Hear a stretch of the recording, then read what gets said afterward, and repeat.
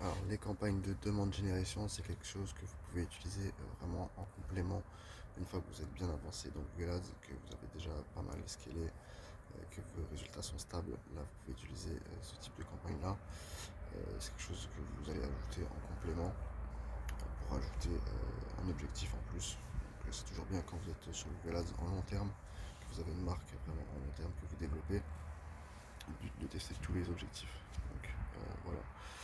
Euh, et ensuite de ça, ça va être un type de campagne qui va diffuser vos contenus sur toutes les plateformes. Donc ça mélange le discovery, le display, ça mélange tout, ça remplace un peu ça quoi. Et ça va être plutôt un type de campagne optimisé pour le trafic, pour les clics, plutôt que pour les ventes. Mais voilà, plus ça va vous générer des impressions, du trafic, des clics. Par la suite, ça va vous générer automatiquement, indirectement, si vous préférez, des ventes. C'est pour ça que c'est important d'utiliser quand vous êtes déjà avancé en scaling, parce que ça fournit encore plus de data en fait à l'algorithme, à Google, pour vous ramener en fait encore plus de ventes, encore plus de prospects, encore plus de clients, etc., etc. Donc ce type de campagne-là est utilisé vraiment un peu comme le type de campagne de performance max. Voilà. C'est quelque chose qui prend un petit peu de temps à optimiser, qui demande un petit peu de budget, mais voilà, c'est des campagnes qui fonctionnent très bien.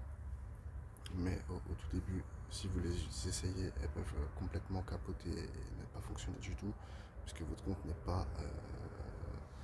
pas un niveau de stabilité assez élevé.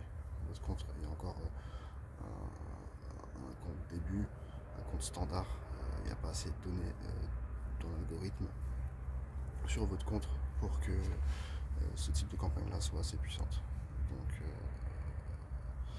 Donc voilà, à tester. Et donc voilà, vous donnez des logos, vous donnez des images. Vous pouvez tester aussi avec un seul logo, une seule image, une seule vidéo, un seul titre. Mais voilà, plus vous allez lui donner des contenus, mieux ce sera pour vous et ça va être diffusé vraiment partout. Donc après, il faut laisser travailler. Si vous avez tout en a en fait dans cette campagne-là. Et voilà, c'est à tester.